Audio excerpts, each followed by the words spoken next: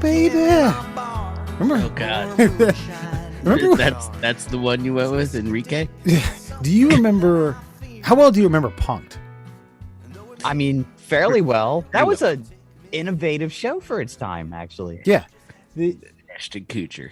The very first one. It's when they Tell me more about it, Wes. I want to hear something. I just remember it really well. They got Dax and some broad to pose as Jessica Simpson's family member, and they parked that tractor trailer in the side of Nick Lachey and Jessica Simpson's house. And they had that kid. He's like, "Look, this kid's got talent. Watch." And he just keeps like gyrating his hips, singing that. I could be your hero, baby. He's like, "Look, that's talent, isn't it, Nick?" Oh God. What a great show. Yeah, I know, man. Wasn't it? Fucking Ashton Kutcher was a talented feller. Still, he's still a talented feller. It's just, you got to find the right projects for your abilities. And I'm not saying he's limited, but it was the right time. It was Von Dutch hats and fucking trucker hats, and yeah, it was good. That's right. He did it. Perfect. I was so mad about the trucker hat phenomenon because okay, Wes, your brother had this skater hat, and it was a trucker hat. And it was before the trucker hat phenomenon. And we've had endless conversations about hats in my head. And this thing, it was black and white, and it had like this skull and crossbones on there. Jamie Thomas. It was a Jamie Thomas trucker skater hat. It fit my head brilliantly. I looked like a badass in this thing, especially when I still had a little bit of hair and a nice goatee thing going on. And I started wearing it, and all of a sudden, boom, like 2 weeks later, Punk comes out. And here comes Ashton Kutcher with his trucker hats. And everybody thought I was just riding the wave. And I'm like, that motherfucker, he stole my thunder. Damn, that sucks. See, Alan, if it had been up to Murr in revisionist history, he was about a month ahead of every fad there ever was. Trucker hats, he did it. Porno pimpin' party jacket, like a jacket. Pimpin' porno party jacket. Okay, it still hasn't been invented to its full capacity. To this day, Alan, I invented a jacket years ago. It has speakers in the sleeves, and it also has earbuds in the spot where nobody uses to tie their hood. You know that thing? Yeah. And so you would actually pull the earbuds out a little bit, and then they would go in your ears for individual personal play. And then when you wanted to hit the town and strut it out like John Travolta rolling in Saturday Night Fever, you would take your earbuds out, you would pull them, they'd retract back into your jacket, and then the music would actually play out the sleeves of the jacket. Now with Bluetooth technology, imagine where the Pimpin' Porno Party jacket could go. So I'm going to maybe burst your bubble, but I think I'm 100% certain, as a matter of fact, that a snowboard company, I don't know if it was Burton or like somebody else, definitely made one when I was in like high school, maybe like early college, that had some speakers in like the pits. So, I mean, maybe not your sleeves, obviously, but, it was like early 2000s. It was different. Yeah, I'll have you know that I invented the Pimpin' Porno Party jacket circa 1999. I wrote it down in a spiral notebook, and I took it to the Invention Submissions Corporation. They were a grifter group based out of Timonium, I believe. Drove all the way down there in my shitty fucking like Toyota Celica, which hadn't met the front end of a deer yet. And when I walked out, this is how I knew it was a great idea. When I was going to leave, the guy took my papers, and I said, well, can I have my papers back? He's like, no. I said, what do you mean, no? He's like, no, these are ours now. I said, I didn't sign any paperwork. I'm not giving you any money. Those are my sketches. I'd like them back. He's like, no, but for coming in today, these are ours now. And then eventually I went back into his office and I pulled them off of his desk. And I was like, I'm leaving now. Thank you. And then I never heard anything. And next thing you know, we're talking about jackets that you're seeing on snowboarder companies that have speakers in the armpits. Man. So I'm just saying. I think you might have got bamboozled. Oh, I know I got bamboozled because the guy was telling me I just needed to give them $5,000 to help get my idea off the ground. And I said, what do I get for the $5,000? He said, a notebook with templates and, how to market your product. And I said, so I could give you $5,000 and walk away with nothing. He's like, 99% of all inventions that walk through the store don't go to market. I said, okay. So we're done here. And that's when I stole my papers. This is like a fucking Ramada. Like, what the fuck was this at, man? Definitely, when I look back on it, it was definitely an office that could be vacated at a moment's notice. There's a tap at the door. They take the cardboard cutout of their sign off the wall, tuck it under their shoulder, and just run. They asked him if he was here for the bail bondsman. Did you hear the bail bondsman? No, I have an invention. Oh, yeah. Hold on. They just switched signs real quick. All right. You are. Yeah. So, Mur, you said you were a hero was it at work or in the line of duty or going to or leaving work? No, it was just in my own personal life. You know, if it was at work, I would just say it's all part of the job, guys. It's all part of the job. But no, this was just me being human and being awesome.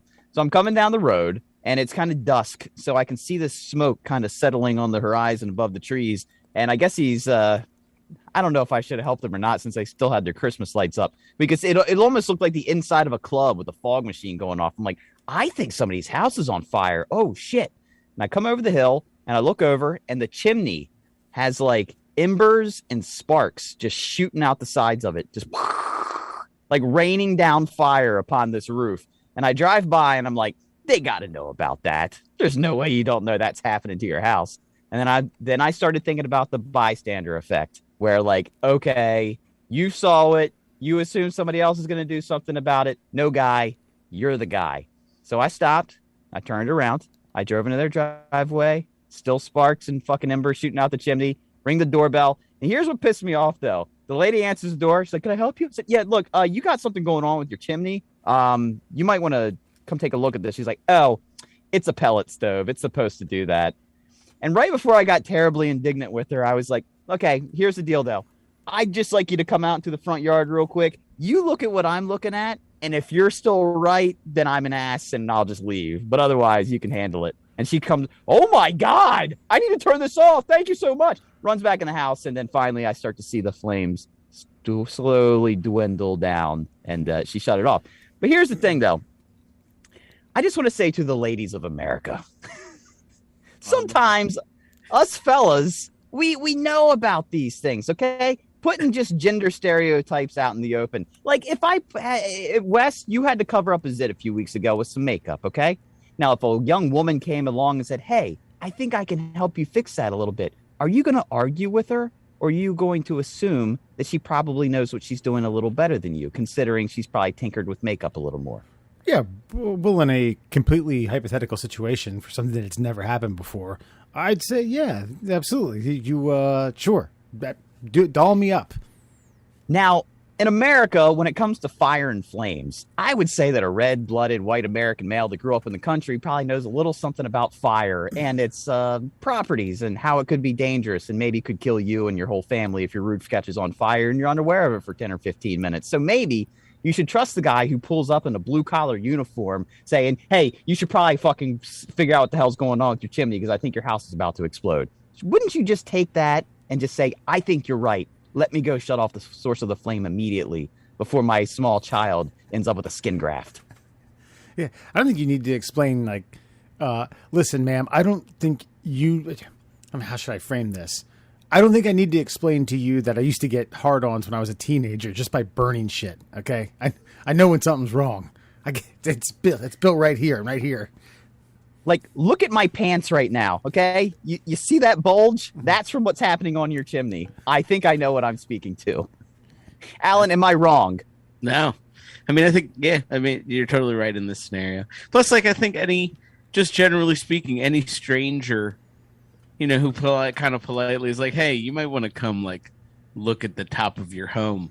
Like, for any reason. I'd be like, I don't feel like anything's wrong with my home, but I will come out and look. Let's go look together.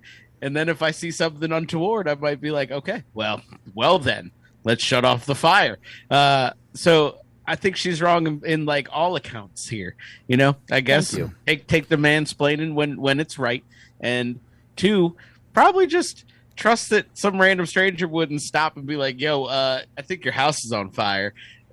Right, because that's not a thing that people do. Yeah. Or wouldn't it come outside and just if I'm the crazy one, then so be it. You could say no, that's normal. Now fuck off.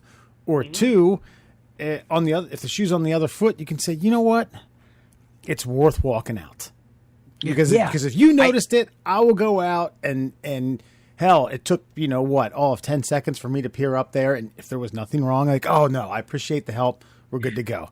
Now go be a Karen elsewhere, motherfucker. Like, it'd be different if I walked out and like I was like, "Yeah, man, I told you that's the fucking fire effect I had installed on the top of my chimney when I turned my fucking shit on. I think it looks cool. Okay, beat it, geek. You know what I mean? Then I'd be like, okay, fucking, I'm wrong. I'm burning mail in here, motherfucker. I don't want the government to catch up with me. Well, that was the other thing. Go ahead. No, go ahead. Well, that was the other thing that I was like pining on when I left their driveway. I was like, that was the most like sticking your nose in somebody else's business white guy thing I could have done. And so again, I patted myself on the back for that as well. Because we do as I'll say as white Americans, we tend to stick our nose into other people's business. And this is one of those times where again, another stereotype paid off for somebody else. Yeah, usually it's our white stereotypes have ended up poorly over the last several years. But in this instance, it worked out for the best for everybody. You guys are neighborly. What's that? We're what? You guys are neighborly for the most part. It's me a little too overtly neighborly at times. Yeah, yes. I mean, sometimes unneighborly, but I feel like most of my white neighbors have been cordial.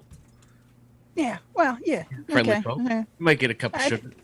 Sometimes it's out of pure curiosity. Like there's an ulterior motive to our neighborliness. It's like it gives you an opportunity to peer it. Hey, can I give you a cup of sugar? my very white wife likes being friends with our neighbors. Like she doesn't like it when like people are secretive or like won't say hi to her. She's like, I just trying to be fucking nosy. I'm like, yeah, I know, it's fine. Right. TikTok. Social media in general, but more so TikTok, has opened my eyes to,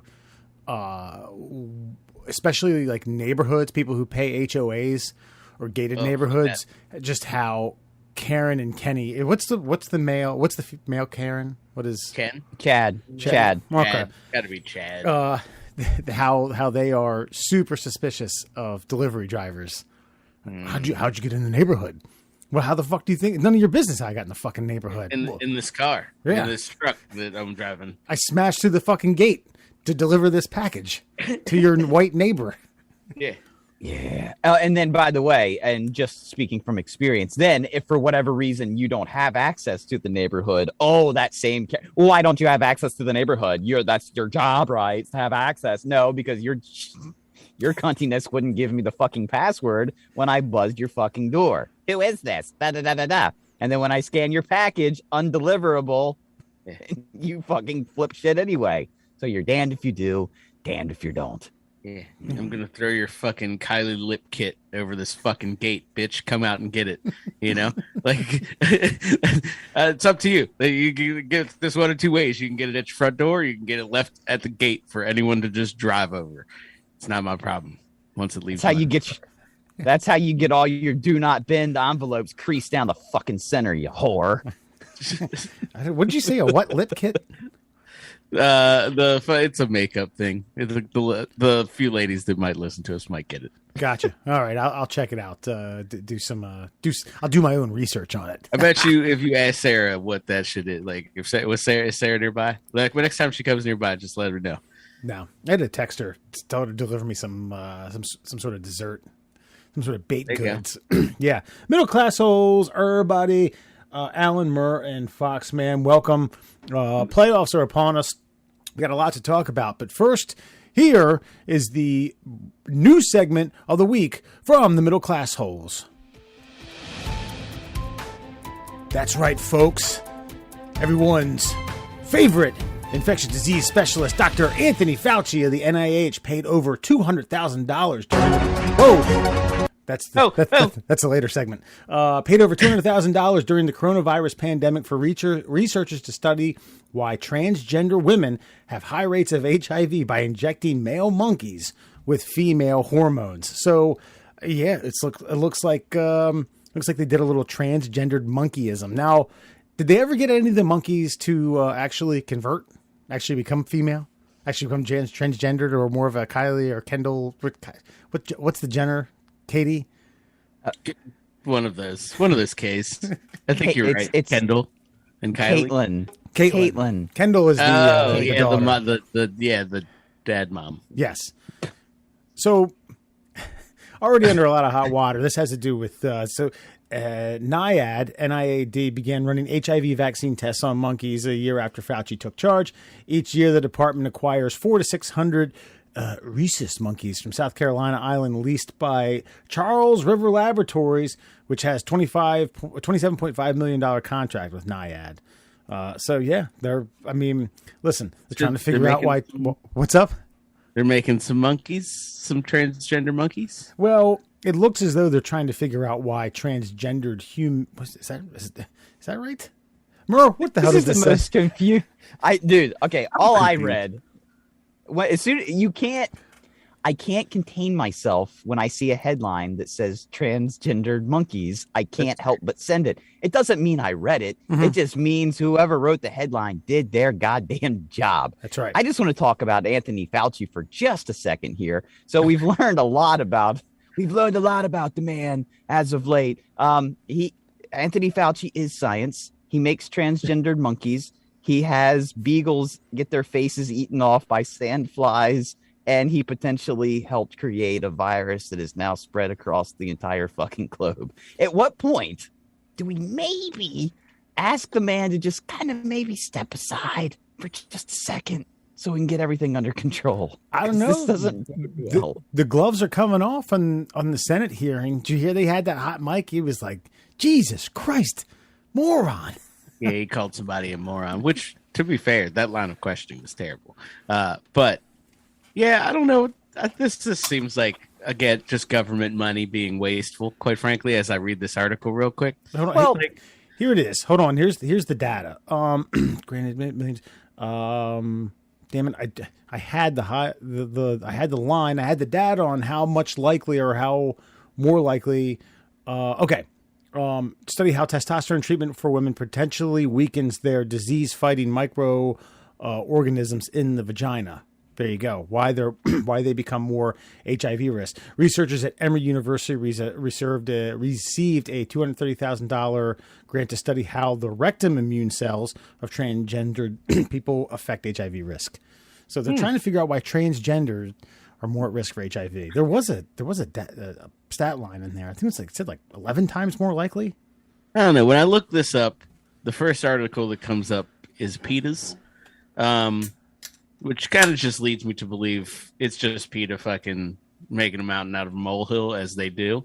So, I mean, I'm with Murr. Fucking, if I see a headline that says transgender monkeys, like I saw it on the run list today, and I was like, fuck, yes. I don't even know what that's about. Haven't heard a fucking thing about it, and can't wait to talk about it. It's a little less cool now, I'm not going to lie. But yeah, this just seems like a fucking another waste. It's good. It's a good time to just throw Fauci's name out if you're a publication, because you'll get some clicks and people either hate it or love it either way. So I think that's basically what the name is for, because it's associated with the NIH and fucking the other one, the other shit load of letters. But yeah, he's just wasting money on some stuff because it's probably like a budget thing. He's got to be like, well, if I don't fucking spend it, they're not going to give me $230,000 less next year. So let's spend it on fucking transgender monkeys. That's fine. They say that what research like this will be progressive in HIV, cancer, ALS, dementia, and most diseases like that. Or that, maybe. I don't know. I'm actually okay with this. And by the way, Wes, we've got another new segment coming up later. This is the story I wanted for that one, because I wanted to go with using animals for medical testing. Are you for it or against it? But that's okay. I now understand where my confusion came in. But I'm glad we're talking about it, because it just also starts to paints a different picture of Anthony Fauci. We've talked about how regular folks could become Bond villains if we let them get too far with their own kind of hubris and what their specific field is. If we anger Elon Musk, he's probably got the kill switch for humanity that he can just press at a moment's notice. For a year, the first year of the pandemic, it was Anthony Fauci's a saint. He's a savior of humanity. He's going to save us all. He's going to come up with the recommendations that allow us to get back to normal. And then the more you dig into like what this guy's all about, and kind of like you can start to you've really started to see the dark side. Almost like as soon as like Trump left, it was like Anthony Fauci was the villain all along. It's just Trump was the more hated figurehead. So as soon as Trump left, it's like, hold on a second. Anthony Fauci is really kind of a dick, isn't he? Yeah, he really is. He's gotten, because he couldn't get all of his money under Obama because Obama had a good sane head on his shoulder. It's like, I don't think we should make viruses more deadly, Anthony. Well, I think that you're overlooking a main principle of what nope. Don't think I am. Don't think you're going to get the money. Damn it. And then Trump comes in like, yeah, do whatever you want, Anthony. And then Anthony Fauci develops the most dangerous fucking flu that's ever existed in humankind. And he also fucking makes transgender monkeys. And he also lets sandflies eat the faces off of beagles to test their pain tolerance. He's a fucking maniac. Do you come up with this shit in your mind? I was like, you're sounding real. Is this a fucking QAnon segment? Are we in fucking the Q report right now? But did I say any? Wait! I didn't say anything that was factually not true. I mean, the Beagles thing, yeah, that was kind of true. Fucking, what was the other thing? Basically, the main thing is that you just were like, yep, COVID's Anthony Fauci cooked up COVID in his apartment, like, and then he was like, boom, check it out, America. Here it is, world. Okay. All right. How that happened.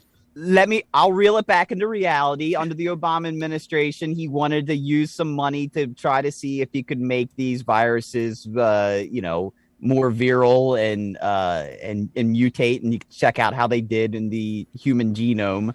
And they said, no, you're not allowed to do that. And then when Trump came in, he saw an opportunity because Trump was Trump. He didn't understand what he was asking him the money for.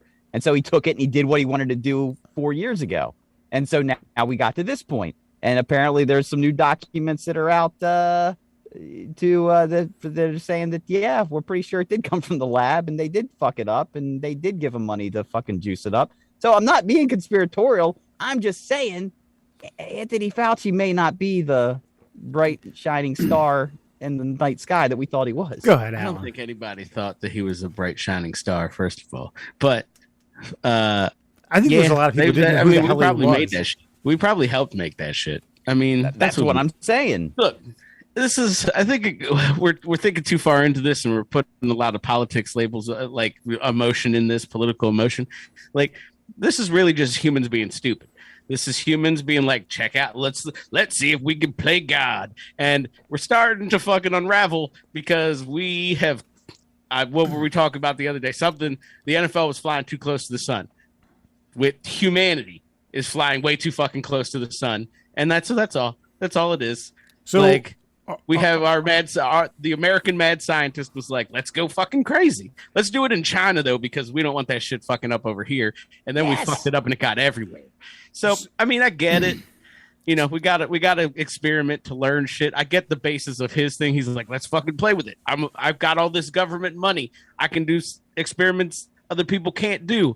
And then we kind of let it get out of control. So we've given up on bat soup, right? That's I don't think it was bat soup. I mean, it's entirely possible, but it's probably was. So this was being cooked up in a lab in China, and what, someone caught it, or someone tried to sell it black market, or someone put it in the bat soup? Probably just slipped out, man. Like it fucking, it's not really surprising, and you shouldn't be surprised. But like, actually, I have a book sitting back here about how fucking like Lyme disease came from a U.S. laboratory off the coast of fucking Connecticut. Like.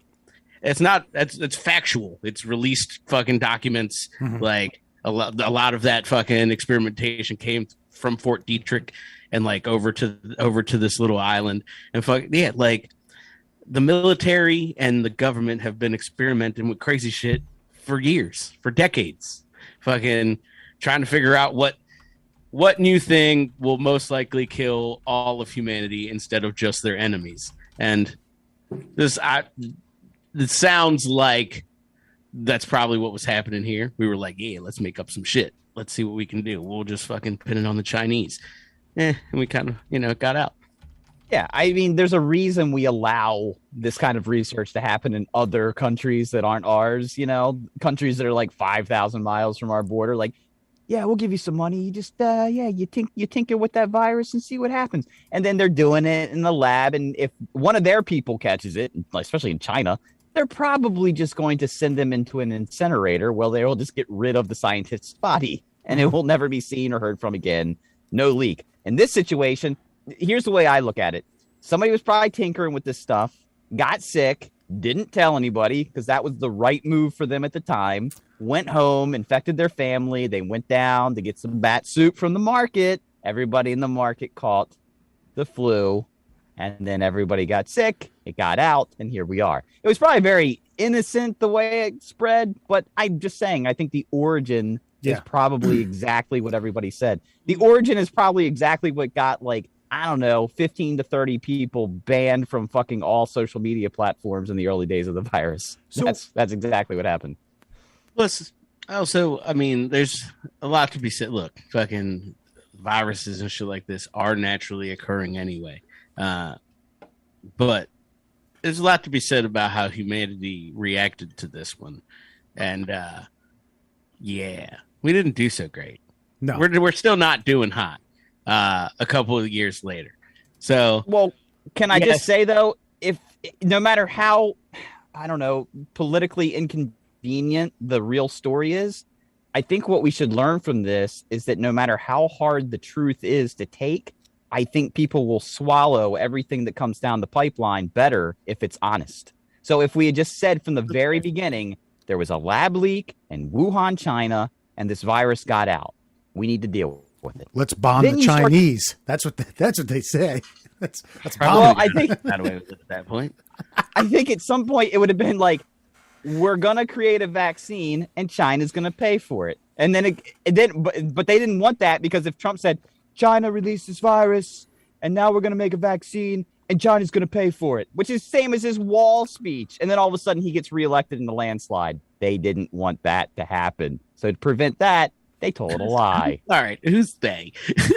Yeah. Say that. Let's see how quickly I know who they normal is. conservative guy slides into fucking almost being crazy. Like it's real edge of the line right there. Real razor thin.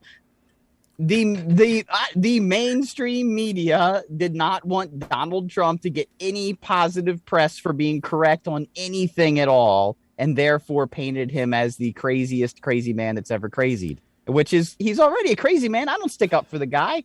I'm just saying, though, so you got to call a spade when a truth is a truth. You got for him right now. Well, this is goddamn. There is derangement everywhere. I don't give a shit who speaks the truth. I'm not kidding. I don't care who speaks the truth. The truth is the truth. It cannot be. You can't combat the truth with anything but truth. You're speaking as if this is an absolute truth. We don't know yet. That's also true. There's literally documentation from like DARPA saying we believe it came from this lab in Wuhan, China. I'm gonna hit you with that. No. This is what the email. Wait, this is what the email said. I'm paraphrasing. We believe it came from this lab in Wuhan, China. However, due to political sensitivities, we would rather keep this a secret. And this was emailed to everybody, including Anthony Fauci. Then I guess it has to be looked into. It has to be researched. But they didn't. They didn't. They chose not to look into it. Have you read these emails? Can you share with us these emails, please? I shared something with Wesley. I don't have them on hand at the moment, which is what you always like to do. We don't need them now. I'm just asking if you could please send them to me. I don't have the emails because I'm not now, sir. Like, just do a little research. I thought that's what you guys do. Yeah, but then I'm going to send it. This is what's going to happen, Wes. I'm not even talking to you right now, Alan. I'm going to send it, Wes, and he's going to be like, oh, that website. Fuck them. Well, no. I mean, if you send me fucking like the Breitbart fucking blog of the day for December 23rd, then yeah, I'm probably going to be like, fuck off, Burr. Yeah, if this comes from Epoch Times, I might shit my pants. Yep, precisely. Can I ask you this before you share this? Why is it my head's gonna explode? Why is it that the conspirators can never get documentation down packed? They always document all this stuff, and it just can't. It's always like there's emails. For fuck's sake! Have you read the emails? Okay, all right. Like the actual Here's the thing. email. Like you see the redacted email addresses and shit. Okay, let me just say this though. If it's a conspiracy, which means people are conspiring to hide a fact, correct? Mm-hmm. Then that means there's going to be limited information available on the fact that they're trying to hide and cover up. If it wasn't does that make sense? I mean, yeah, logically it does. But so if you're trying that's to... why well, hold on, wait. That's why when someone has a logical yet fringe argument, it is it's more difficult for them to prove their point than it is for someone who follows the main narrative that exists in the common culture, because all of that information is going to be stacked against what they're trying to hide. Therefore, the person trying to, quote unquote, prove the other side is going to have a harder time. Now, this comes back to the ivermectin speech and yada, yada, yada. I'm not trying to be right, but I am trying to say that if there is a conspiracy, it is extraordinarily hard to defend it due to the limited amount of information you are going to have, especially when people demonize the source that it's released through. Before you go on, just to be clear, the manufacturer of ivermectin said it does not do anything for COVID. God damn it, motherfucker! I don't give a shit about ivermectin. I don't care if it's horse-based. You can. I wasn't saying horse. It's an anti. It's not horse. Horse dewormer. Did you know that more ivermectin has been handed out than there are horses on the planet Earth? So to say it's a horse-based, very disingenuous. That's just a common use of it. I wasn't going that route. I don't care. Yes, you brought it up. I goddamn know. I know. No, look at you. Look at that fucking face on him right now. He knows oh yeah, there it is. Mr. Trucker Hat, his trucker hat, fucking sitting here talking shit. I know what you're doing. Merrick is Big Farm. They don't produce this shit in an outhouse in fucking Minnesota. All right. That company's Big Pharma as well. No, it's not. You know how much it costs to make MERCK? Do you know how much it costs to make ivermectin because it's not a patented drug? It costs 2 cents a dose. There's no money in it. So, of course, you bury it. I'm not saying it works. I'm just saying if it did, you'd still bury it. Whether it works or not, you'd get rid of it because it doesn't make you any money. Anybody can make it. If you gave me the right ingredients, I could probably whip it up in my bathtub at this point. Yeah, but see, that sounds conspiracy-like. All right, what were you going to get at? Of course it does. Hey, what am I going to get at? Before we forget, I found it interesting that monkeys can't catch AIDS. All right, it doesn't develop into AIDS, only HIV. Yeah. Didn't know that. Did you know? Maybe all right. They got stronger immune system. So you got the email. All right. I've got the story about the top U.S. All right, that's all the time we have for tonight. We're the fucking worst. Sorry. You're so bad at this. You rabble-rousing son of a bitch. Go ahead. Okay. All right. No, we don't care about truth. I do. Murr, come on. I was just trying to piss you off. I admit it. There's no conspiracy. Top U.S. and British scientists reportedly thought that SARS-CoV-2, the coronavirus that causes COVID-19, likely escaped from a laboratory in Wuhan, China, but some were hesitant to let the debate play out in the media because they were concerned about, quote, international harmony. Quote, an email from Sir Jeremy Farr, director of the Wellcome Trust, on February 2nd, 2020, said that a likely explanation was that COVID had rapidly evolved from SARS-like virus inside human tissue in a low-security lab. The email to Dr. Anthony Fauci and Dr. Francis Collins of the U.S. National Institutes of Health went on to say that such evolution may have accidentally created a virus primed for rapid transmission between humans. However, top Dutch scientists and a U.S. public health official warned that discussing the lab leak theory could cause serious geopolitical issues that could harm China. I could go on, but I will not. So, again, I have read that across a couple different platforms that aren't super right wing. The Dutchman they bring up a few times. I just wanted to ask where he got it from. Oh yeah. Oh, I got it. I will admit I got it from the Daily Wire, which is a right-leaning conservative political post that I I do have I Just don't like have a the- subscription to it. I like the way things are written. Like you can always tell. It's just the verbiage. Verbiage is far more aggressive. Like pretend you're even slightly conservative and read every other news story and tell me how you feel. yeah, So that's how they are. Okay, that's why you read both. Let's play hypothetical then. If this is in fact and it comes out here in the next 6 months, does Fauci does he move on? Does he get some sort of like I don't know, legal protection if he resigns? I don't know. if he resigns, yeah, I mean, he's got 3 more years of the Biden administration. He's 80 years old. I mean, he'll probably, but by the time we even tried to prosecute him for like lying to Congress or being deceptive, then he'd be dead. So it won't matter. He's done. I would think this is why I'm starting to. I liked Anthony Fauci in the beginning, but I just felt like when he said, if you deny Anthony Fauci, you deny science. Anthony Fauci is science. He referred to himself as science in the third person. I'm like, okay, hold on a second.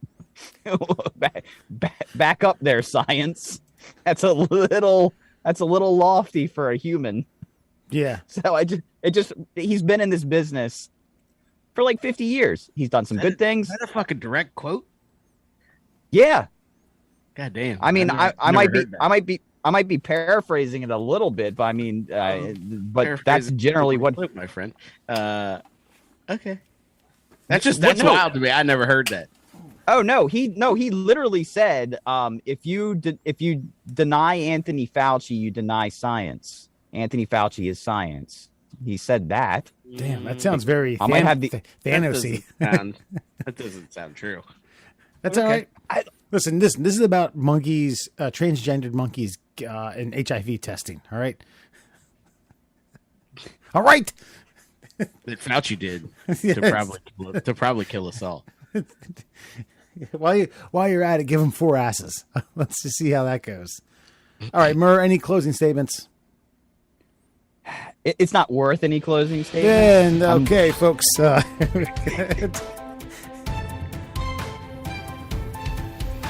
That's the Middle Class Holes news segment of the week. We're going to move on to This is extraordinarily long. I know, so much for an hour-long show. All right.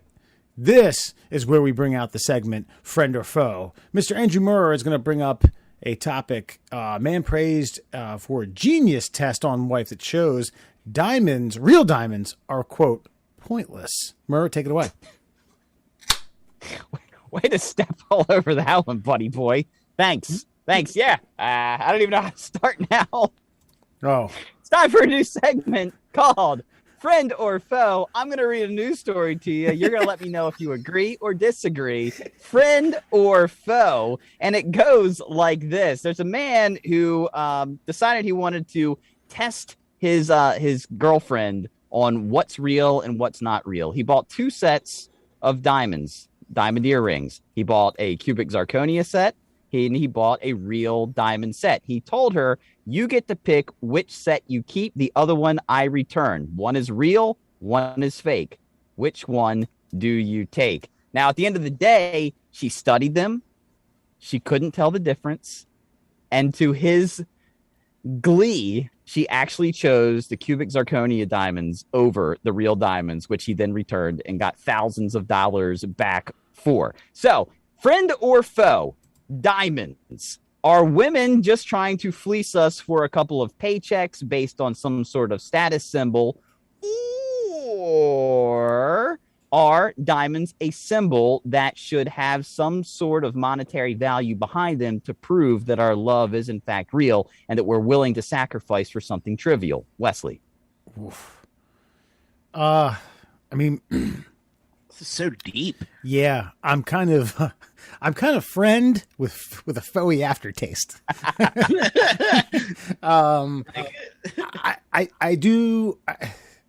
I have serious issues not just with this, but also like what do you call it when you put together a list of gifts that you want your friends to get you? Registry.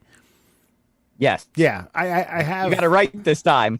I thought you were going to say itinerary. That's what I thought you were going to go with. Yeah, you invite everyone back to the Bat Cave after the dancing. Damn, if you, I do think it's a bit. I'm faux for this reason and this reason only. Not myself personally, but the fact that a lot of middle class people, a lot of middle class men put themselves into serious debt because this is the societal status quo. This is what I have to do. I have to spend 3 months paycheck to give this person that I love dearly, that I want to spend, arguably the rest of my life with, although that doesn't happen half the time now.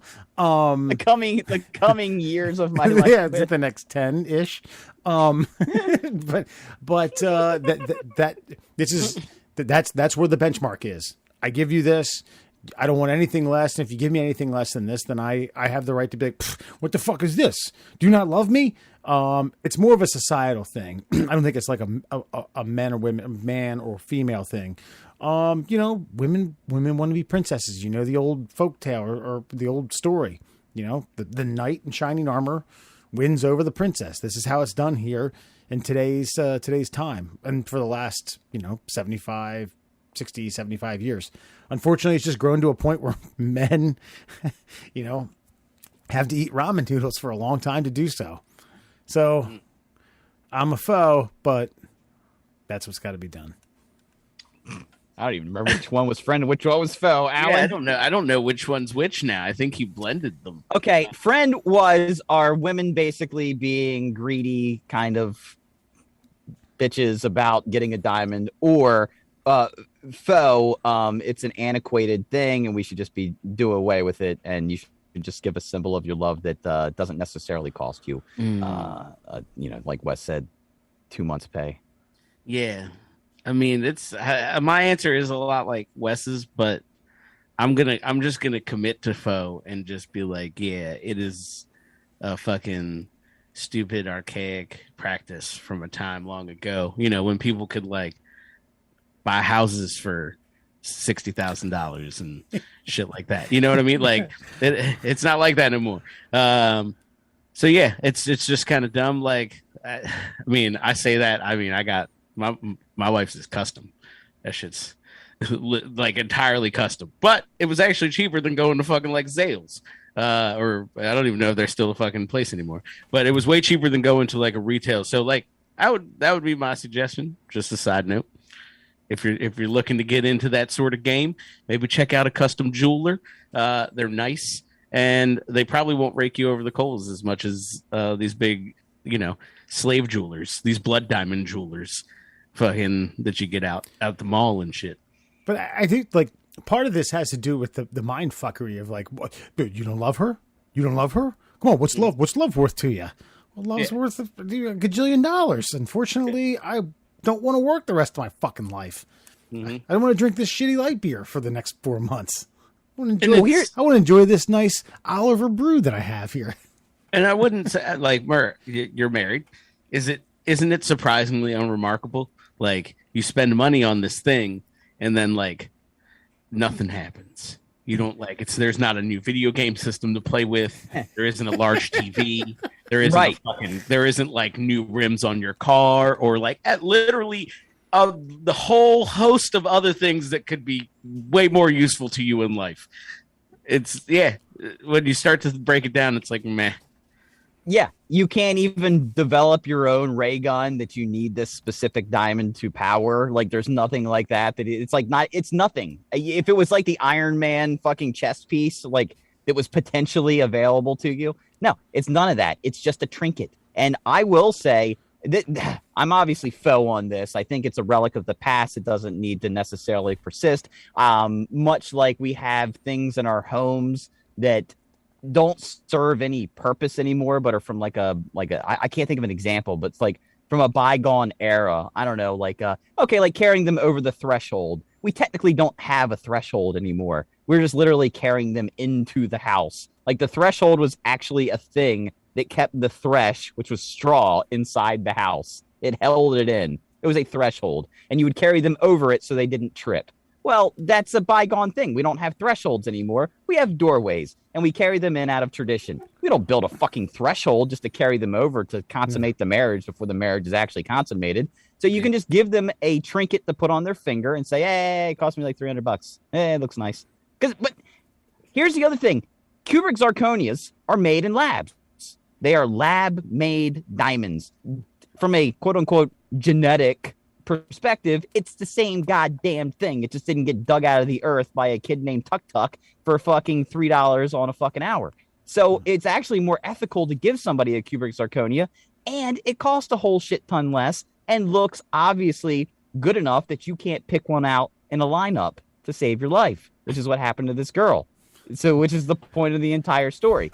I got lucky, sort of, because I got my mom's wedding ring because when my dad couldn't afford one that was the right size back in the 1970s, he got her one that was, it was still bigger than what you could pay. It's still bigger than what I could afford today. But he got it for her then. And then at their 20-year wedding anniversary, he got her the one that she always wanted. Then she said, oh, well, why don't you pass this down to Maria? Because I know you can't afford a diamond ring right now. So now at our 20-year anniversary, which is coming up in 6 years, I have to then replace that ring. Ooh. And I'm not looking forward to it. Well, you could show her this segment. Say, listen, friend or foe, girl. The guys think it's bullshit. So here's a card. Yeah. See how it goes. I just like the whole gamut of it pisses me off. I read this fascinating article. A gentleman who was invited to his neighbor's daughter's wedding. So like not family, but very, very close friends with them. She got married at 19 years old, and he was going through their registry, and there was just a bunch of fucking super expensive shit for a young couple at 19 years old that they didn't need. He was like, why the fuck do you need a $250 candy dish for your coffee table in your living room? Why do you need this? Why do you need that? And he's like, all of a sudden before my eyes, I start seeing the fact that like these people who haven't worked really hard a day in their fucking life, who I love, but they're nothing on there is resourceful. It's just like, we need to make this shitty house that we rent right now look good with all this shit that other people are going to buy. Like I said, I would have just assumed buy him a fucking shop vac. And I know it's not really wedding gifty, but here you go. This will last you a lifetime. It's got a 50-year warranty. This fucker will pick up drywall. You're going to need it. Well, what we got as wedding presents is just nothing but, I know this sounds super Cecil County, but I'm going to say it anyway. We got nothing but Walmart gift cards. And I think it totaled up to like a couple $1,000s. But then what we did is we went and we bought all the essentials that we would need for our new house. Like, that's all we bought. We didn't buy fucking candy dishes. And by telling people just Walmart gift cards, they knew that this wasn't going to go to like, it was going to go to some cheap shit. Obviously, it's coming from fucking Walmart. But it was going to go to necessities. Yeah. Toiletry things that you need. I did buy a TV with it on a Black Friday sale, though. Okay. I got a 40-inch at the time. This was big. It was a 42-inch flat screen for $258. Did you get one of those? Did you get one of those giant beanbags? Oh, how's that? What's that? What's that? Houses need TVs. That's perfectly fine. Yeah. Wes, that's an allowable expenditure. I said, did you get a giant beanbag to sit in front of the television without Maria? True recliner. I think at some point, actually, for Christmas one year, Maria bought me a gaming chair. One of those ones that just sits on the floor and it's like an L shape and like leans back and forth. So like when you get angry and you shoot your legs out like a small child, you just flop to your back and then like a weeble wobble, flop right back up. Yeah. So to recap, I just it's not just this that agitates me about it. It's the whole gamut of it. We're humans. We need to evolve. We need to get better. We need to do things. We need to do science in labs. I do want to go back and look at what you got as a marital it's always promise. China. Oh, sorry. Never mind. No, like when you proposed, like what was the marital quote unquote promise trinket? Because before the De Beers guys had a great marketing campaign, like the diamond is forever. What were they doing? You know what I mean? Because we've been diseased by this one company for a long time. And it's pervasive. Like it's not going away anytime soon unless we get on the forefront, fellas. Save the next generation. Namely US. What's love worth, man? It's always going to get me too. I don't know. I'm just going to take a trip up to New York and have Adam take me to the Diamond District. Save like half the money I was going to spend anyway. And here's another one. Look, go to a reputable, I know this is like oxymoron, a reputable pawn shop and just buy a diamond ring, whether it fits or not, and then go buy an actual ring that fits them and have that diamond then reset. And you can save a shit ton of money and get an awesome diamond. Is that like via some poor bastard who was just like, ugh, gotta sell, gotta get some cash? Is that the way that goes? I mean, yeah, it is what it is. Like the jeweler that made Kelly's, the center stone came out of like a necklace. And it was look, I won because Kelly wanted something off the wall. She's weird. So she wanted a chocolate diamond. She wanted rose gold. So it's just it's completely off the wall. But chocolate diamonds are cheaper because they're technically dirty. Mm-hmm. They're imperfect. So it worked out perfectly. And it's a sweet ass ring. Yeah. So, hey. Think outside the box, gentlemen. Maybe it represents you, Alan, because you, my friend, you are a chocolate diamond. Oh, yeah. Goddamn right, sir. It's just you remember when you got your high school ring and you could put like your sport underneath the gemstone from Jostens? Yeah. Fucking, it's just my face under hers. It's just that every time she looks at her own wedding ring. Oh, God damn. That's beautiful. Oh. Well, the foes have it, and that, my friends, is your friend or foe. That's right. Okay. We go from friend to foe to more alliteration, Fun Fact Friday. So, Mr. Murr.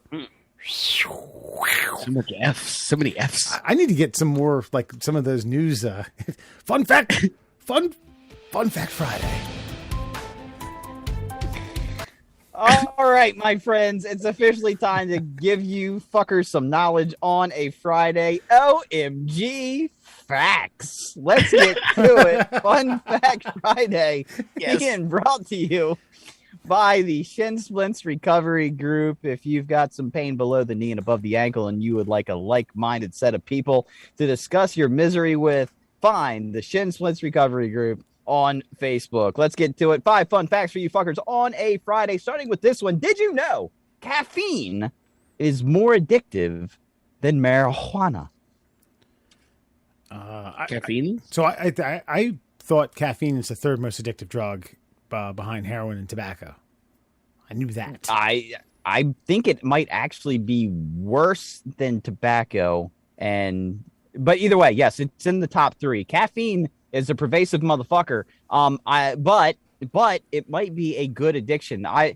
They go back. The Arabs were the first ones to to create coffee, and in that time, they created like stargazing and writing down star charts. They created math and all of the numbers that we still use to this day. They got real fucking productive as soon as they started tapping caffeine straight to their veins. And to this day, we still suck it down. It's the world's #1 drink. In fact, back in the day, seamstresses begged for the coffee break so that they could be more productive throughout the day. So it's probably the drug that's made the world evolve and go around. That's a good point. Alan, are you coffee free? Yeah, I don't drink coffee. I felt like I knew that. That's why I always thought you were weird. Fucking druggies. Fucking junkies. No, I don't. Yeah, I wake up and I'm on 11. I don't need no coffee. Just wake up fucking spry, ready to go. So no, I do. I have a cup every now and then though. It's usually very rom-com. It's usually at a farmer's market. It's in like fall, winter, early winter. It comes wafting across the farmer's market while I'm waiting on like my, ham and egg and cheese on ciabatta from somewhere. It's just a whole fucking scene. And then I usually drink like one, and that's my one for the year. Interesting. It's nice though. Yeah. No coffee for me though. But hey, you're right. I think Murr's right, man. I mean, that part of the world has really perfected a couple of drugs: opium, coffee, Heroin. So Yeah. innovative. You know what? This First they coffee just isn't enough. We have to really spruce this up. You know, this coffee's so good. I think we need to make something to bring us down a little bit. Like how heroin. It's like how heroin users are also crackheads. You know what I'm saying? Like, you know, smoke a little opium, drink a little coffee, keep it moving. Yeah, just balance. You got to balance things out. Okay, I had another fucking point about. Oh, I wish that this is my one wish. I wish that because I don't put anything in my coffee. I drink my coffee black, and I wish that coffee tasted just like it smells. If coffee tasted like it smelled, oh my God, we would live in a utopian society. Yeah, that's true. Yeah, I mean, you got to get some flavored coffee, though. Like what? Yeah, I just want coffee that tastes like fucking badass coffee. I don't know. I'm willing to eat that like raccoon turd coffee. That I was going to say, you got to get get that coffee that comes out of like a lemur's ass. Yeah. That's the good shit. Literally. Did you know the number of possible ways of playing the first 4 moves per side in a game of chess? Hold on, I can't do it. 100,000 million billion. It's 318,979,564,000. So you don't have to do the math again, but the first 4 moves of each side. Yeah, the first 4 moves of basically a game of chess for each player. There are 319 billion different combinations that you could possibly choose from. Right. So it's not like I make a move and you make a move, and that's 2 moves. It's 1, 1, 2, 2, 3, 3, 4, 4. Right. Correct. Okay. Yes. Yeah. I mean, no, I didn't know that. I've read some interesting strategies on chess. There's like thousands upon thousands of, you know, the same way like a Bobby Knight could create an offense, or, Bill Belichick could navigate a defense. There's numerous amounts of strategies, and like, okay, you do this and you try to get your opponent to do that, and da. It's very very calculated. I was listening to a podcast, and there was some scientist from a Ivy League university on there, and he was talking about like, yeah, I was a chess master, and he's like, well, why'd you? Then he quit. Like, well, why'd you quit? He's like, well, the next step's grandmaster, and I didn't think I'd ever get there. Like, why didn't you think you'd ever get there? He's like, he said your chess game is limited by your IQ. He said, I have a high IQ, but I don't have a high enough IQ. He's like, you're limited by your IQ. There's a certain point that you can reach, no matter how good you are at chess, that you are genetically predisposed to only be so good at chess. You can't go above. After that, like your brain is not capable of making the computations needed to be that good. Yeah. Imagine this, like they create these fucking computers that can compute, and what you just talked about, it's 4 moves per player that can be done 3 some odd billion ways. And then 319 billion ways. Sure, 319 billion ways. So that doesn't necessarily calculate every move that's done after there. And that's all the computer's doing that's playing chess, is just creating an algorithm to compute moves. And I know that they've created computers that have beaten grandmasters, but not on a regular basis. It's not every time. Now they're still trying to do that, but think about that. There's still a human element.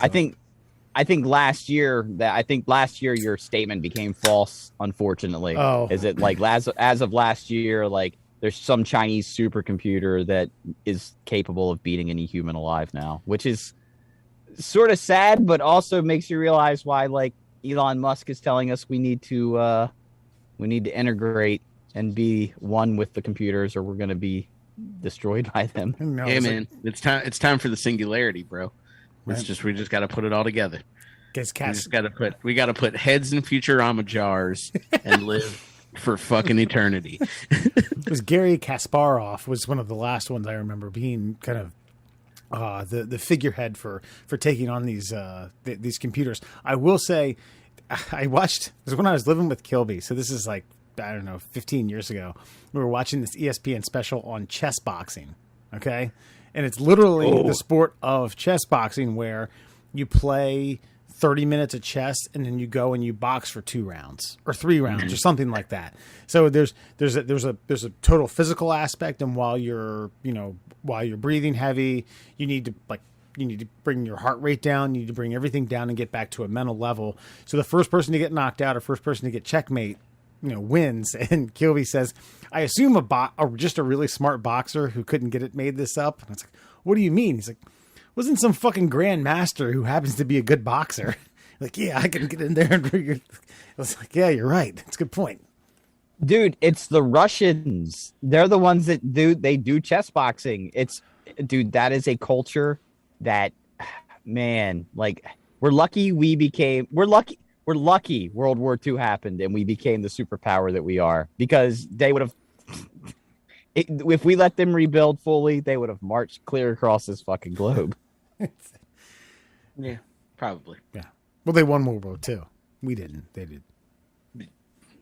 That's not a narrative I like to believe. That is not an American narrative, sir.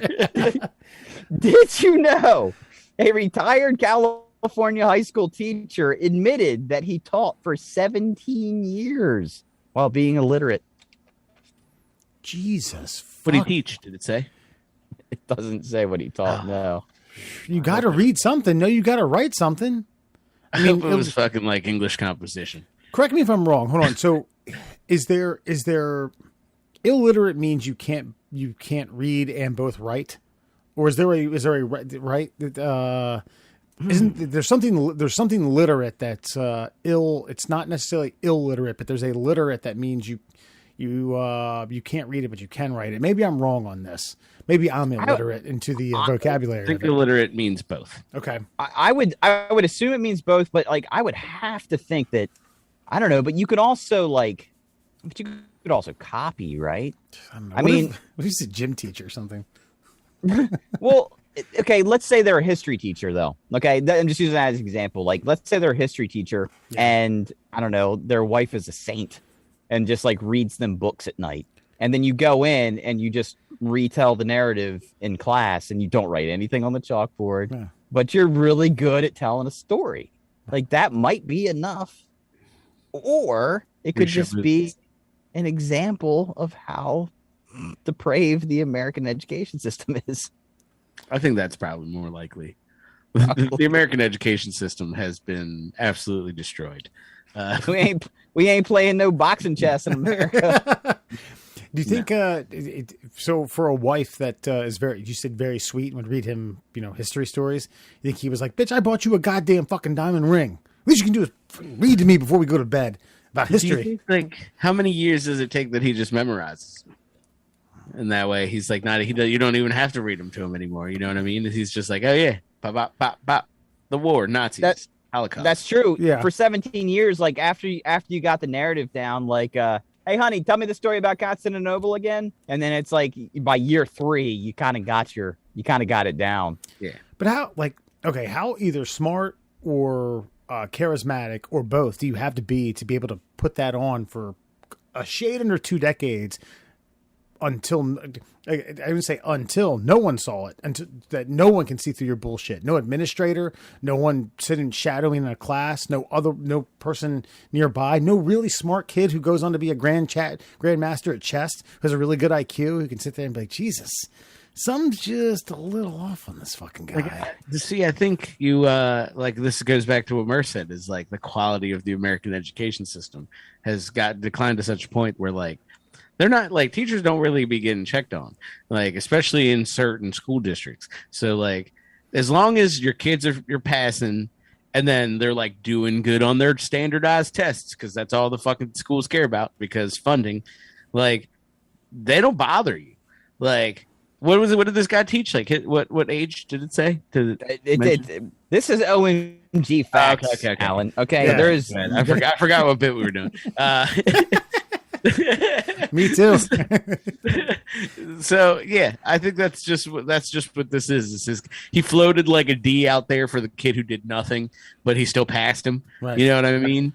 And fucking that was it. He just got the coast for 17 years. He's probably got a pension. Yeah. Good to go. I can't believe during like a teacher happy hour he didn't just blurt out like, "I'm illiterate. Fuck, I've been doing shit for years." He probably told one or two of them, and they were just like, "Fuck it, fuck these kids." Yeah. I do wonder how he got caught, though. I feel like this was a news story, not to. He said he like admitted. a- He said maybe he like- admitted it. Reread that. He admitted it. I have to. I can't reread it, Wes. I throw don't it know away? how.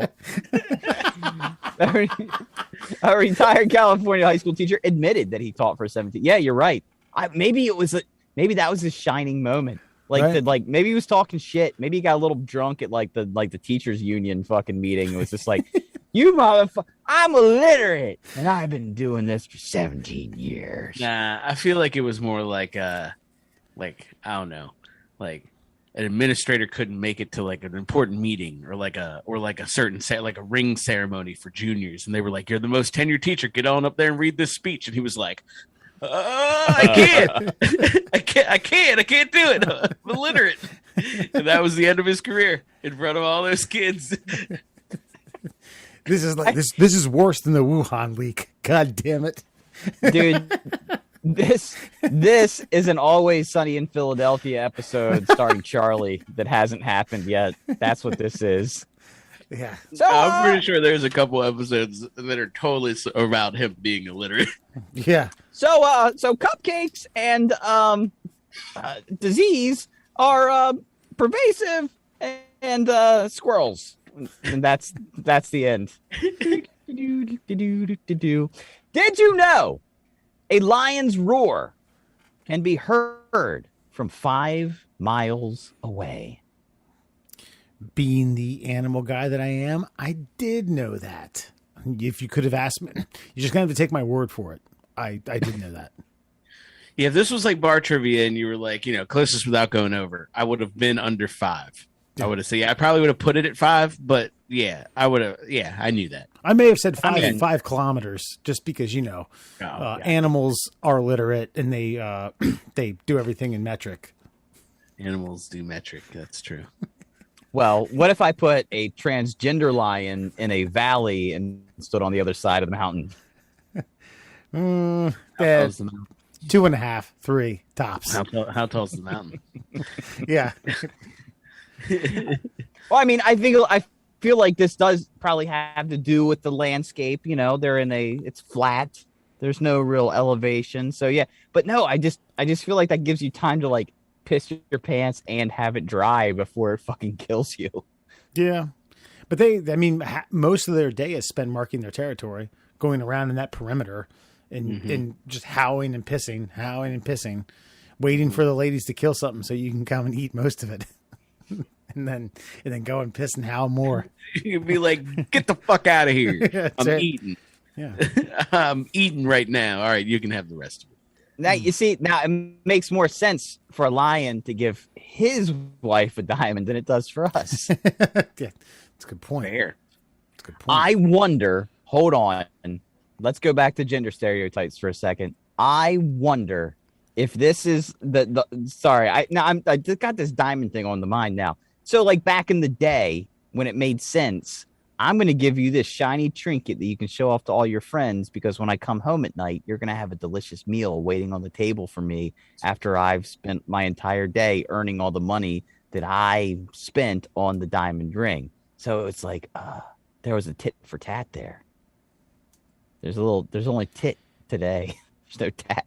Yeah, I mean, I have no doubt that there were certainly a lot of like emotional abuse things going on with, I have the money, you need to do this for me. I don't like to think about that stuff. I think that also harkens back to the time when housewives were doing meth like Nazi soldiers. Just to fucking, because they had to do chores and stay skinny. Because caffeine wore off. They don't like it. They don't know. No, look up the history of Dexatrib. Yeah. That's fantastic. Yeah. Mm. They were marketing fucking like uppers to housewives so that they could fucking vacuum the shit out of a house every day and Yeah, buddy. still get a 4-course meal on the table by the time you got home. Make entrees with meat in them, but out of Jello somehow. You know what I mean? I feel like that took a lot of work. Well, they There would are just a lot shuffle a bunch of cottage cheese on certain plates. Like, that's a side. If you look up meals from the 1950s, there's a lot of crackhead inventions in there. So much Jello. It's fucking gross. And finally, did you know light doesn't always travel at the speed of light? The speed of light is only constant in a vacuum. When it passes through matter, it can slow down. Photons, or light particles, pass through water at 3/4 the regular speed of light. Light was once slowed down to 38 miles per hour. Damn. So 168,000 miles per second slowed down to 38 miles per hour. Chewy. I dig it, man. I would have gotten a front row seat for that. They sell I tickets. didn't know they'd slowed it down to that, but I did know that it was not constant unless it's in a vacuum, because that's just physics 101. Yeah. And this is the thing is like and we were talking before the show, like Elon and NASA have apparently come up with an idea for a like speed of light engine. And of course, if you take it into space, that's a vacuum, so it'll travel at the actual speed. But I watched a video, maybe I've talked about this before. I watched a video on YouTube, and it was in real time, and it was just simply a dot that represented a photon leaving the sun. And it showed you how long it took. So 8 minutes, it passes Earth. And then I think it's like 23 minutes, it gets to Mars. And then I think I watched the video for a total of about 45 minutes when it was about 5 miles from Jupiter. Shit. And I'm like, what the... And then I said, what am I doing with my life watching this fucking video of a dot traveling through blackness? And I realized that the speed of light, though fast to us, relatively speaking, is not really that fast. Like when you look at the Orion's, the constellation Shoulder, the red star Betelgeuse, that's 500 years old. What you're seeing. Yeah. Listen, aliens are just now getting Hitler. Yeah, making a speech. And I don't even know if it's necessarily that the speed of light is not fast. It's that space is that big. I think that's big. That's more that's more appropriate. Like, I mean, but that shit's wild, man. Right. And I hope that I guess we have no idea what moving at the speed of light does to humans. But I'm excited to hear Elon Musk probably not get this done too. You need to stop it. You need to stop it, because at least he has the balls to try. Okay, that's all I'm saying. He's got the balls to try. It might take longer than you would like. He'll probably be dead. We'll be dead. Yeah. And you know what's wrapped in those balls? Diamonds. All right. Blood diamonds. To preserve that. He is from South Africa, so that would make sense. Blood diamonds. 100%. And that, my friends, is your Fun Fact Friday. Beautiful. All right. So week 1 of the NFL playoffs is coming up this week. The Middle Classholes is hosting a free, that's right, 110% free, no strings attached tournament. You need to go to either our link tree. You can find that on our official Middle Classholes Facebook page or Instagram at MDL Classholes. There's also posts that you can click on it. The winner will get $50 and some free swag from Oliver Brewing. I'm actually enjoying myself a 602 IPA from Oliver Brewing. Great shit. 602 or 206? 206. That's right. I'm so drunk I'm saying it backwards. I'm illiterate. Good. We say it backwards. I read right to left, bro. So we're not going to go over an analysis of each and every game. I could tell you guys how I pick my games, but here's what I'm thinking, because we're not involved in the contest. All right, the contest that's free that these people should enter to win fucking free money, $50 and free shit from Oliver Brewing. But Murray, you won last year, so I'm going to do a heads or tails with an SD card that I have right here. Then you can pick if you want to go first or you want one of us two to go first. Okay, you guys can go first. All right, I'll go first. All right, Tails. Fuck it. I'll just go first. Okay. So here, 6 games. I have them lined up here. First game, Las Vegas, Cincinnati. Las Vegas is a very good, feel-good story. Even they made the playoffs even after John Gruden getting the fucking kibosh. First time making the playoffs in a while. Great stadium. That being said, since he has too much firepower, I'm going Cincinnati at home. Next game, New England, Buffalo. They split the regular season series. They both won away. I just think Belichick just comes up with a game plan that fucking stifles Josh Allen and knocks him out. I'm going New England in the upset. Next game, Pittsburgh, Philadelphia, Tampa Bay. Sorry, Philly fans. This is a one and done. See ya. Tampa's taking this one. Later on, San Francisco against Dallas. San Francisco won a really, really, really good game against the Rams on the road to get into the playoffs. I think they're a better team. Debo Samuel and company. Jimmy Garoppolo is hitting a high. I'm taking San Francisco on the road against Dallas. And then Pittsburgh, KC. This was the toughest game I had to decide. Toughest. I think Andy Reid comes up with a good game plan. Kansas City takes down Pittsburgh. And then lastly, Arizona at LA Rams. Arizona lost 4 of their last 5. I think they're running on fumes. I'm going to go with the high-powered Rams offense in that one. All right. I like it. Okay. It's pretty good. It's pretty good stuff. All right, I'll take the reins from you. I don't know what fucking order where you got your. Don't worry order about it, man. That was strange. That's chronologically who's playing. That was strange. Yeah, I'll name them off to you. You got the Raiders at Cincinnati. Yeah, we're taking Cincinnati on that one. I'm sorry, Raiders. It's been nice. If you had stayed in Oakland, I'd have more faith in you, but you're fucking traitors. Next up is New England at Buffalo. Ooh. You know what? I'm gonna go opposite here. I'm gonna go Buffalo. I think Buffalo's got some steam, got some power. That is a good. You know, they're always well organized defensively, but I want to see the Bills fucking pull one out here. Okay. Next up is Philly at Tampa Bay. Philly at Tampa Bay. Oh yeah, that's Tampa Bay. Sorry. That's Brady all day. Come on. Yeah, no apology necessary. Who's even fucking? Is it Gardner Minshew? No, right now. Hurts. Oh, is Hurts hurt? Is he hurt? Is Hurts back? I thought. Never mind. We'll get into that. Does it matter? Yeah, no, it does not. Next up is San Francisco at Dallas. Ooh, San Francisco all day. Just because I think Dallas is a better football team all around, but I think Dallas just can't get over themselves, and it makes me happy. So, San Francisco. Then you've got Pittsburgh at Kansas City. I don't know why this one was hard for Wes. Kansas City. Kansas City all day. I don't even know. The Steelers limped in because we just died. So, it's fine. They limped in because the fucking Chargers took a timeout with 38 seconds left on the clock, and the Raiders were ready to end the game and said, okay, fine, we'll run it one more time. And if we get 4 yards, we'll kick the goddamn field goal. And that's exactly what happened. Yep. Dumb shits.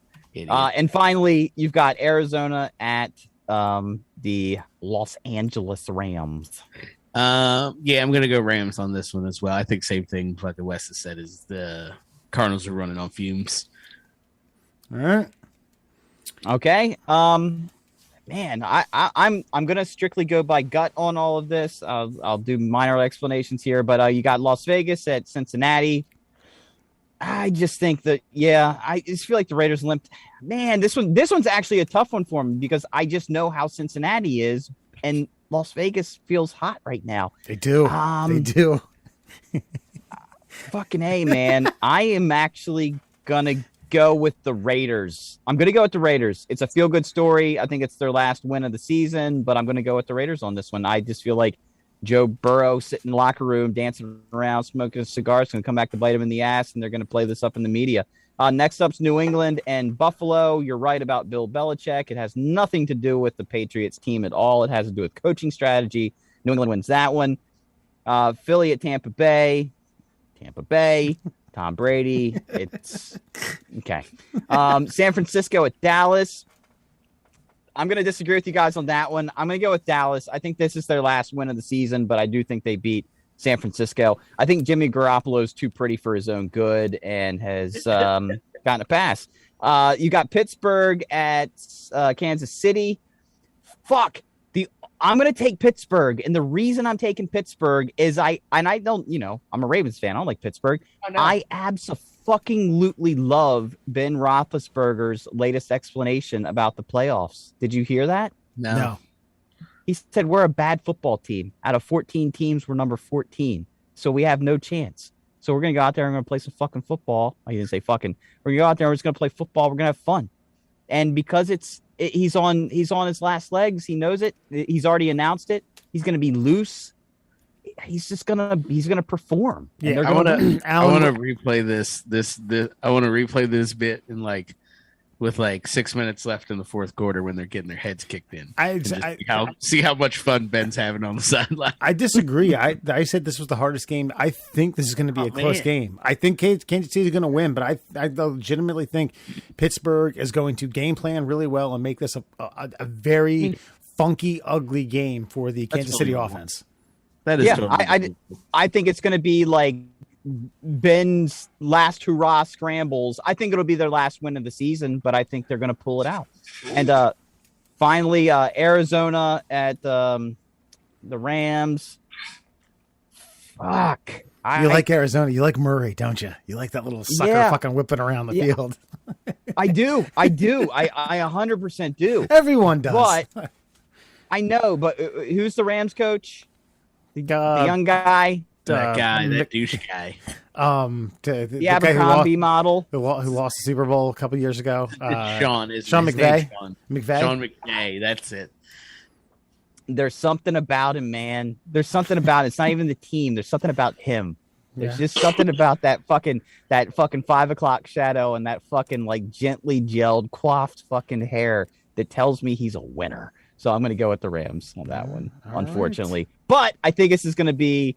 I think for me, this is going to be your Pittsburgh game. It's going to be an ugly, ugly game that comes down to the wire, and I'm almost regretting that pick, but I've said it, and it's done, and they're all different, so we've all got some uniqueness in our picks, and it's going to be it'll be a fun showdown.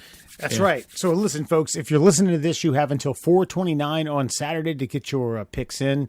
No strings attached, $50 and some free swag from our friends at Oliver Brewing to the winner. The points go up. It's 1 point this round, 1.5, 2, and then 3 in the Super Bowl. The tiebreaker will be the total score of the Super Bowl. So we'll get to that later on. But Christ, Super Bowl. And Alan, you and I talked about it a little bit. I didn't realize this.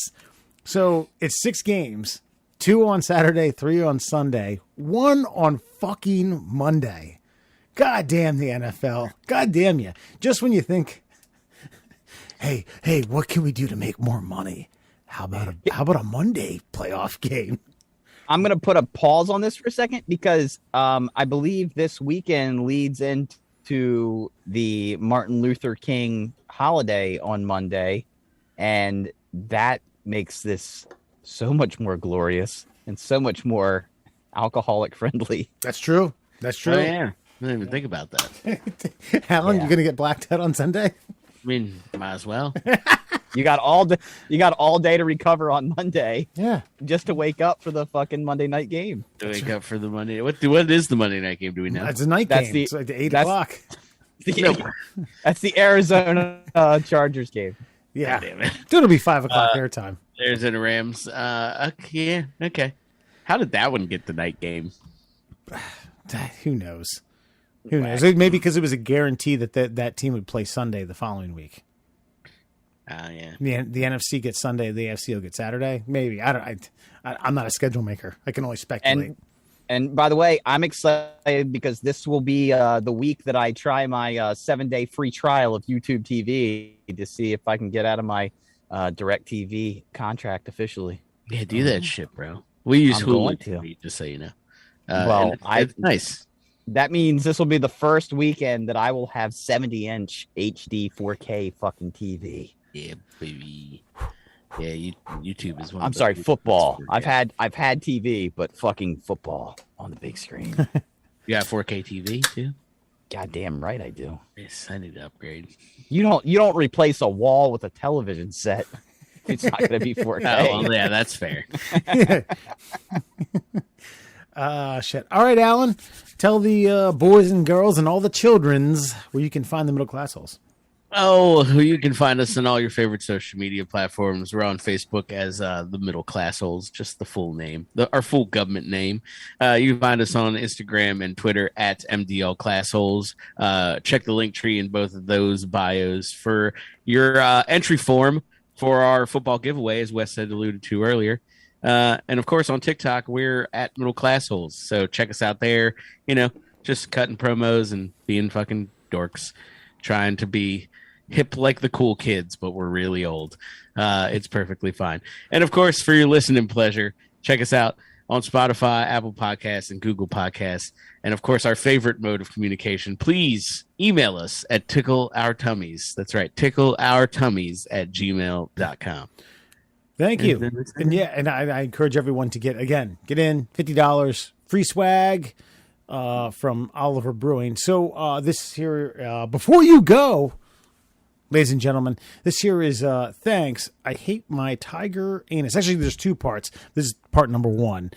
So it's the Lego set with a tiger, and it comes with a very nice pink fart box.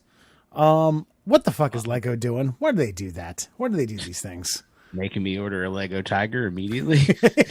I don't know what you're thinking. Is this a Joe Exotic special? Oh, I hope so. Yeah. I gotta say, that is a very anatomically correct tiger. And I think when you're at the board meeting and there's an obvious question. All right, guys, when we lift the tail, what are we doing? We got a piece for it. Do we add it or do we not add it? And you got a 50-50 chance you get it right. But let me tell you something. By adding it, I guarantee you sell more product. Yeah, like I want to buy one. Yeah. So you make it rosary pink for more sales. So here's a question: is this included in there, or did just some jackwagon buy this tiger and was like, "Haha, check this out"? Is it sold like this? Because if I buy this fucking thing and it doesn't have a butthole, I'm gonna be furious. No, I went. I could not find the news story on it. This is actually from a Reddit thread, and so somebody bought the tiger, and then we're like, "Hey guys, what's up with the tiger's asshole?" Yeah, what's up with the butthole and the tiger? Well, and obviously, this is a female tiger because no man's butthole looks so beautiful. Good point. Fair. I'm probably gonna order this for my kid. Yes. Unless it's like $250, and no, it's not $50. Okay, I'm gonna get this for my kid because he loves animals. I cannot tell you how much joy and laughter there's going to be in this house when the last piece is the tiger's asshole. Yeah. We're going to cackle like little girls in the living room as we place that daisy of a flower. Hey, right fun fact. Is this when we go viral? It's a 3-in-1, so you can turn it into a goldfish and presumably put a butthole on that, or you can turn it into what I believe is a fox. And I'm guaranteeing you could put a butthole on that bad boy too. So it's like a Mr. Potato Head of buttholes of the animal kingdom. Yeah, you can go tiger butthole, goldfish butthole, or fox butthole. So the goldfish has the same fucking pink, beautiful butthole? Well, I think the goldfish has like 10 of those stretched out for like a mile behind it. I think, yeah, you just got to use your imagination. I don't think it's on there, but if you've got the tools, yeah, why not make it happen? Well, thank you, Lego. We appreciate that. Finally, before we sign off, we want to pay homage to a comedic genius, whatever, just a member of our generation's youth from Full House, gentleman Bob Saget, dead at 65. Listen, I'm one of the few people that didn't grow up with Full House and Danny Tanner. I watched some of it. I remember Bob Saget from America's Funniest Home Videos. That is where he became integral in my childhood. And then later on, unfortunately and half baked, but somewhat fortunately. His stand up, a lot of his other stuff. I know I'm in the minority. I know the fact that he starred not only with John Stamos as well as Dave Coulier, who went on to his America's Funniest People. They became competitors at the same time.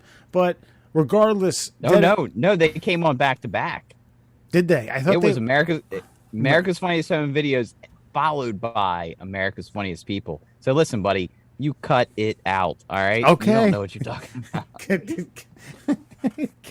damn it. The worst. But, man, 65 years young.